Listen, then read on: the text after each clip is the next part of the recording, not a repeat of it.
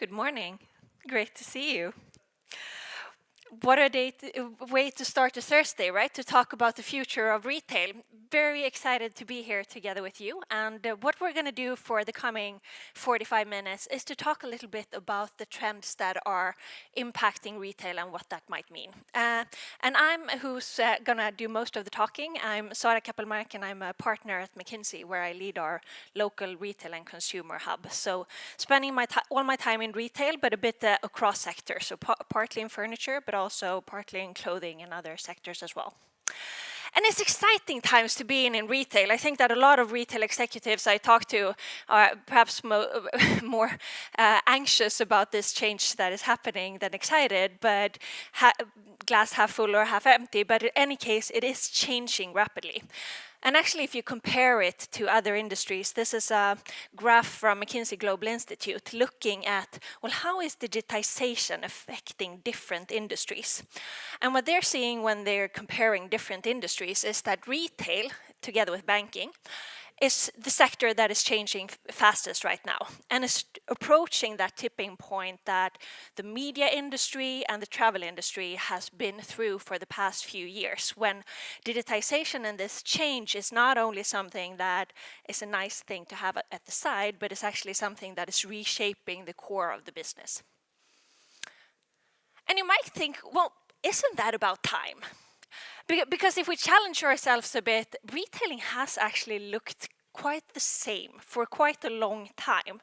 I mean, if you compare it to some other industries, for example, when my grandmother was a kid, then the way you did a telephone call was that there was one telephone in the village, and that was at the doctor's, and you walked to the doctor's house, and you politely asked to go in, and can I make a phone call, and you did your phone call, and then you walked home. While now, of course, we take it for granted that we always carry our cell phones and we can call wherever we are in the world. While buying products, well, my grandmother walked to the store, stood in line, politely asked that, can I buy this, and walked home with her products. And some of this we might like, but quite a lot of these steps, aren't those for us as customers just annoying? And shouldn't we, as retail professionals, challenge ourselves and say, well, what is retail actually bringing to our customers? Does it have a reason to be? And I think that when we look at retailing trends, that is a very important starting point. Because we might look a lot at what is happening with technology, and that is super important, and we need to understand that. But if we only look at the technology trends, then we risk ending up in just gadgety things that doesn't make anything better for our customers, but just confuse them. And actually, I mean, when we look at the technology disruptors in the retailing industry, like Amazon, for example, you could actually argue that, yes, they have brilliant engineers, etc., but one of the things that they've done differently from the start is to say that we're obsessed about our customers. And we're doing everything to understand our customers in detail and using technology for that. So I thought now when we look at our trends, let's look at it from both this consumer trend angle, a bit from the technology trend angle, and from the business trend angles, that what are companies already doing with this technology that we can see in the market already today, because to some extent this is a kind of reinforcing system. And it's quite funny actually with these consumer trends that they are also kind of a moving target.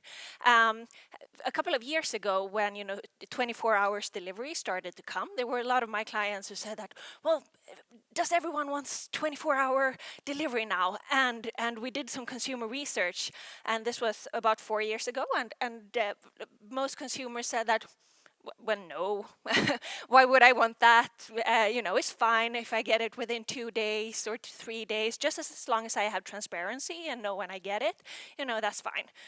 While now, when we redid that same research this summer, most consumers said that, yes, of course, I should have the option to get products the same day. Because then you've gotten into a habit and you've kind of tested this once and discovered the benefits of it. And still the consumer said that, well, I'm of course prepared to pay extra if I should get it more conveniently or at a specific time, but you expect to get it. But if we do this in 5 years time, I would expect us that might also have changed in terms of what you actually expect. So it is a bit of a moving target, and it is also something that, of course, is very specific depending on your specific customers. But I thought it could make sense, anyways, to look at some of the broader trends on where we are on consumers that might be a bit helpful to understand the future of retail.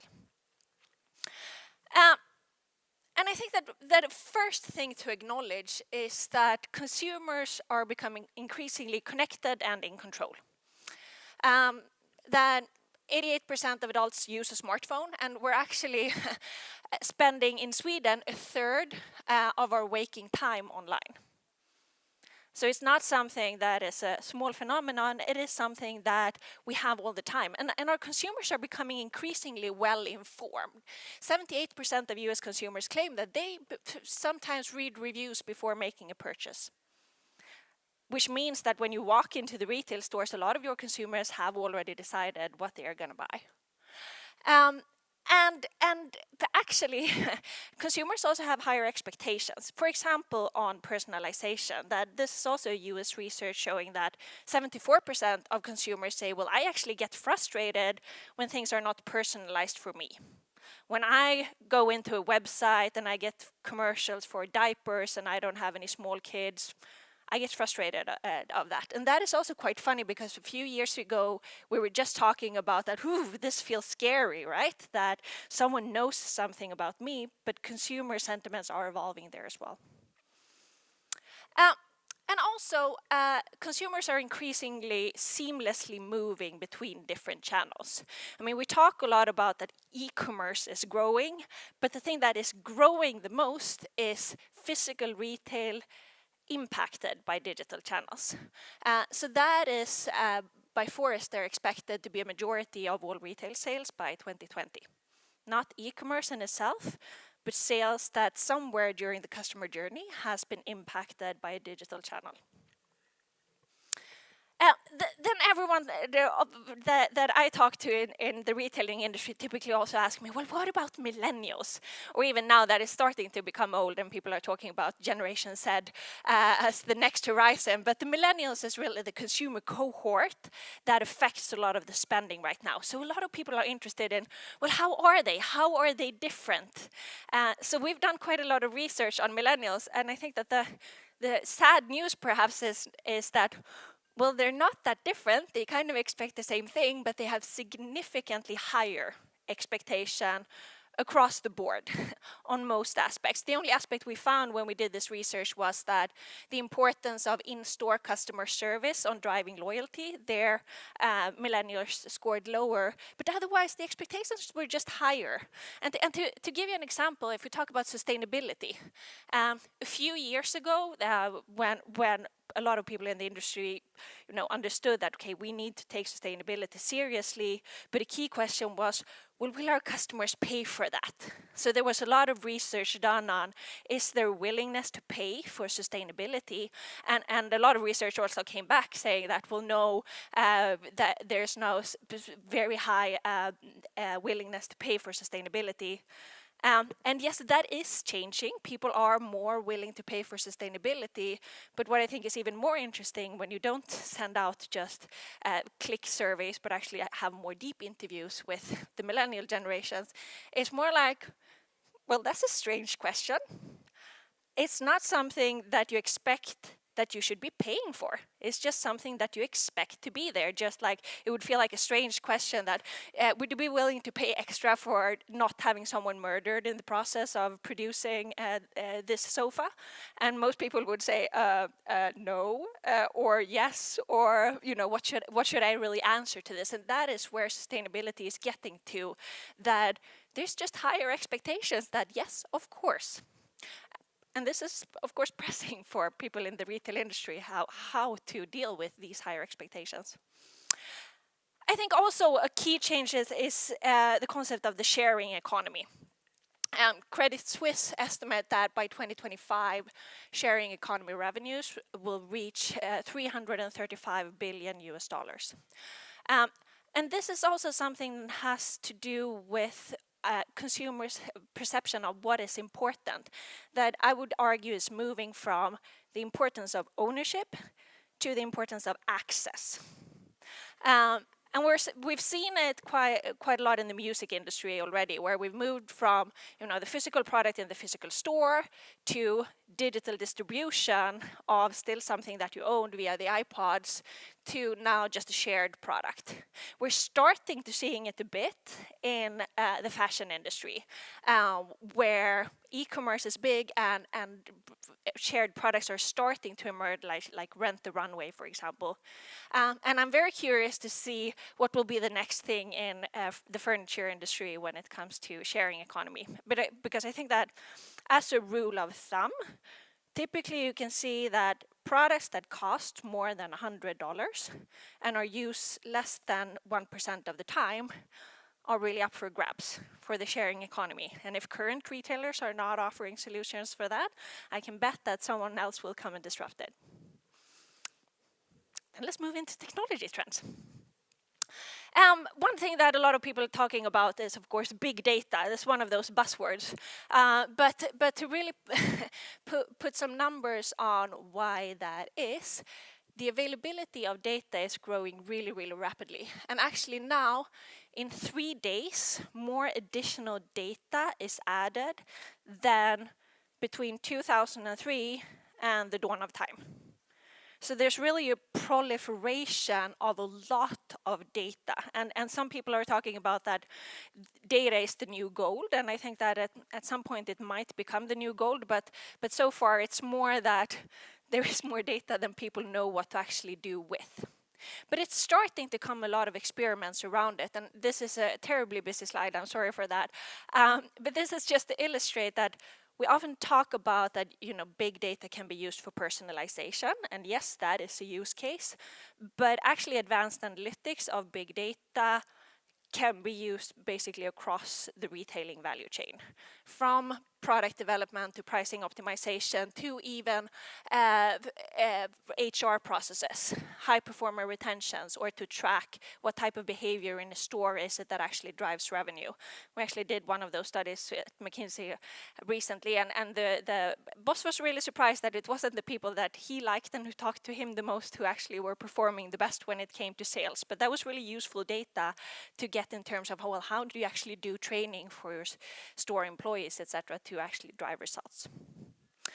And the next level of advanced analytics is what we call artificial intelligence. And the CEO of Google said a while back that we're heading from talking about mobile first to artificial intelligence first.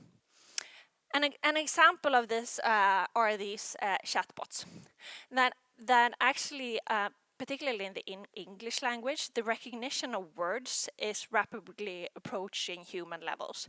That most of us humans, we get it wrong a bit. It's about 4% of the words that we get wrong, and robots are getting around 6% of the words wrong. So the difference is actually not that big anymore, which means that you can have a whole different ways of shopping. Like asking a device, could you please order me those candle lights? Yeah, sure. The same 20 pieces as you ordered last time. Yeah, that'll be awesome. And then that's your retailing done. Similar thing with image recognition. It is not as far progressed as voice recognition, but it's becoming better. So that devices like, imagine your Google Assistant, for example, you are asking it, good evening. It answers, what can I do for you? And you says, I want some vegetarian meatball recipes for Christmas. And your assistant says, yeah, sure, here you go. And you get that and you click on it and everything is sent to your home. This might feel like sci-fi, but it's actually not that far away technology-wise. Similar thing with connected products. Also has the possibility to actually rapidly change how we do shopping. That in 2015, there were about 117 million homes that had some smart systems installed. And it's growing by about 16% per year. And that means that you could easily imagine that you will have your fridge coming with a guarantee that will make sure that it's always filled with milk. No questions asked. You don't even need to ask your refrigerator that please order milk. Just comes with a guarantee. When you have smart locks to your door, you can get, even if you're at work, you can just see that, well, is the milkman coming again with my milk? It's not sci-fi, it's actually technologically possible. Also, with actually technology that we have right now, not inventing new technology, but McKinsey Global Institute made research on, it's a lot of talk about automation of work. And there are many who are asking, well, which jobs will become fully automated? And the truth is that what is happening is actually that there are a lot of different jobs that partly can be automated. There are not a lot of jobs that can be 100% automated, but there are also quite a few jobs that can't be automated at all. And if you look at the tasks that are done in a retail store by retail staff, it is a lot of this, and it is a lot of that. And that can be automated. With current technology, about 50 to 55% of the tasks that are done in the retail store, again, not everything, but a bit more than half can be automated with current technologies. And that means that if we're then thinking about the store, there are quite a lot of different use cases for where things that you traditionally thought were human things to do will be assisted by a machine. From that, I mean, being greeted when you walk into the store, well, there is technology for facial recognition, and you can get a personalized greeting by someone who actually remembers who you are as a person, which you as a store clerk cannot possibly do today when you have such a broad catchment area as most stores do. And things like augmented reality, where you actually can improve the experience of walking in a store through your mobile devices while you're in the store. I think most of you have probably read about Amazon's stores with automatic checkout, and there are many more who are experimenting with that as well. That is also quite close. But it's not only the physical store that is being changed, it is also e-commerce. Because, I mean, from a consumer perspective, there are a lot of things that you might like about e-commerce, but for a lot of retailers, the logistic is quite a hassle, and it costs a lot of money. And there are quite a lot of steps in the e-commerce chain that could, in a few years' time, be automated, and not the least with automatic vehicles of different kinds that can make it a lot cheaper. One estimate we did was that actually half of the logistics cost could be cut out with robotics and automation technology. And that, of course, changed what you as a retailer could possibly offer to your customers and still make ends meet. Another interesting technology is virtual reality. How many of you here know about Singles Day? A few. Fantastic. So Singles Day is Alibaba's big shopping event. It's the 11th November, 1111, that started as a shopping event for singles, but now has turned into just Alibaba's super big shopping event of the year that everyone is super engaged in. And in 2017, the turnover during that one day, was 25 billion US dollars. So it's huge. And that also means that, of course, you can invest quite a lot in what you can do during this day. So, for example, they piloted to offer virtual reality visits to New York. And there you could go with your personal guide, and you could visit Macy's and kind of be in that physical shopping environment, although you were personally, physically in China still. And I think that this is also interesting from the point of view of that when we've talked about Asian markets for quite some time, there are quite a lot of companies who've looked at Asia as that, well, that is a great market to export products to. There's a growing middle class. But what we're seeing more and more now in retail is that, well, no, it's actually also an innovation market. So I think a few years from now, more and more of the examples we'll be looking at will come from Asia. Already now, 2/3 of all e-commerce unicorns, that is companies who are valued more than $1 billion US, 2/3 of those comes from Asia. But even perhaps more than virtual reality, augmented reality is expected to grow. And on this graph, the blue part is the augmented reality part, and the gray one is virtual reality, according to DigiCap. And that has a lot of interesting use case. I mean, you've probably seen IKEA's solutions for using augmented reality or planning of what will this store look like in my home. And that is just brilliant. And you can see the same things with trying on clothes or trying on makeup that is already being piloted and tested at smaller and larger scale. And if we then move into the business trends of what is happening there in terms of the competitor space for retailers, I think one of the first things to acknowledge is that it's becoming more and more interconnected. That Swedes actually spend more and more of their spend abroad. And that is, of course, a risk. But on the other hand, 40% of the e-commerce companies in Sweden also sell their products abroad. And this means that if you used to be a retailer whose only value proposition was that I'm the best one in Värnamo, and that's your only option because I'm the only one here, then you're in trouble.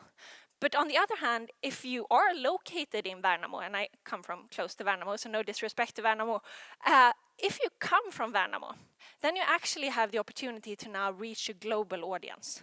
And there are quite a lot of examples of not yet super large companies, but that ship to 200 countries around the world.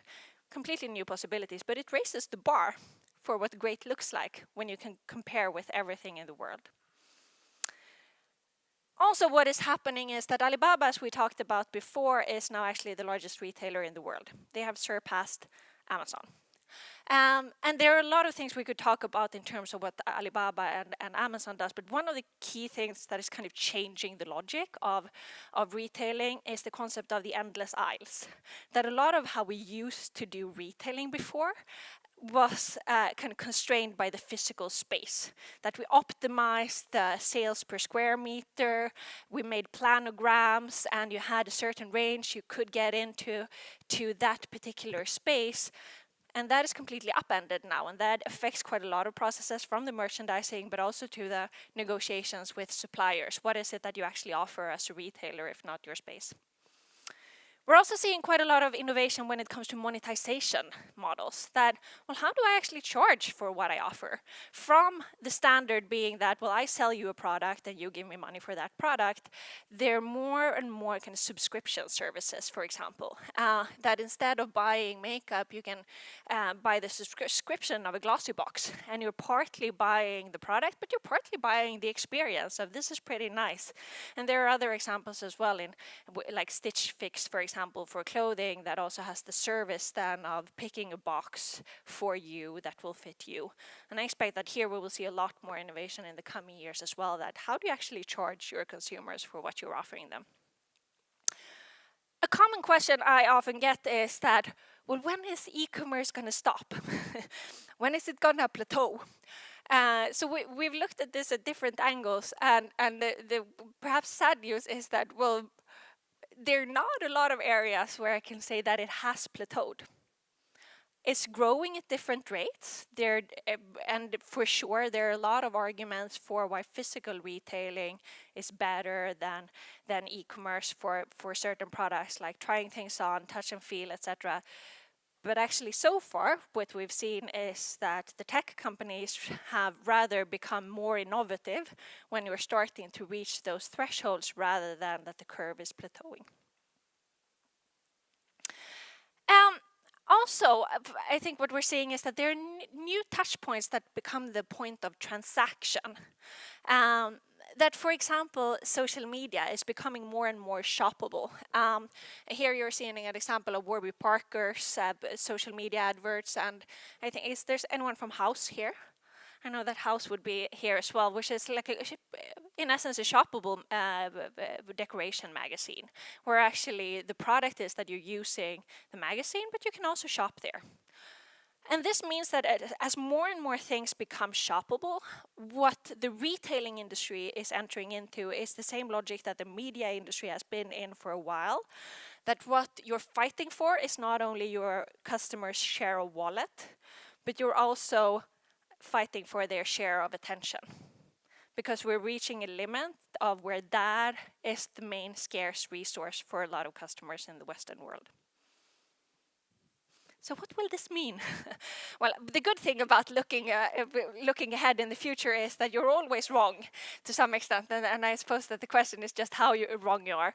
But I think a few observations on what this means. I think that one thing that it means is that this division of what is marketing and what is sales is going to blur more and more. It doesn't really make sense to say, well, what in this kind of universe of shoppable social media and everyone fighting for attention, well, where does marketing stop and where does sales begin?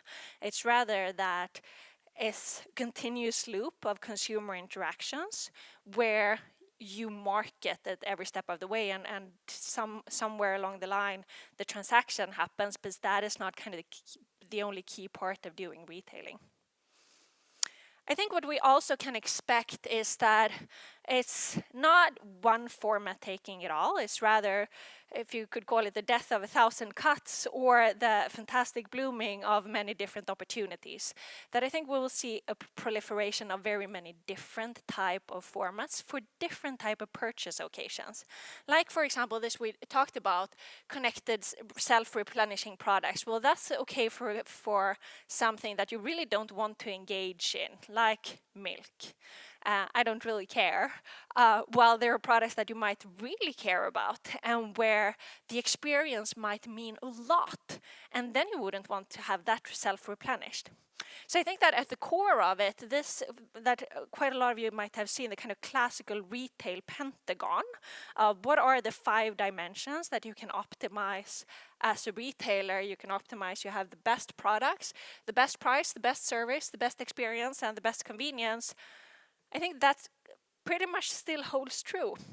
It's just that what does a convenient experience actually look like? That is what we need to rethink. That convenience, that used to mean that, well, I have a convenience store, and that means that I have the physical store which is located closest to your house. That means I excel on convenience. But convenience might actually instead look like, well, hey Siri, I need to have 2 additional chairs in my kitchen before the dinner at 7. That is convenience. And experience, to be honest, I think that there are a lot of retailers who've looked at other retailers. Similarly, if we take the media industry example again, Aftonbladet looked at what is Expressen doing, and you were fighting until you saw that, well, actually, the main competition for where people go in and scroll for news is Facebook.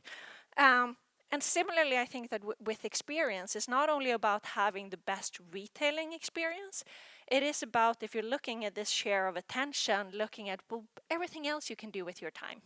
Go to the movies. Is the experience of being in your store, is that a better experience than that? That is the bar. And to take a few examples of some that are already leaning in a bit towards these trends, I think that we talked about Amazon quite a lot on the convenience side, and I think that what is exciting is that Amazon is actually now also leaning in on innovating the physical experience as well. One that is innovating in a completely different way. How many of you have heard about Story?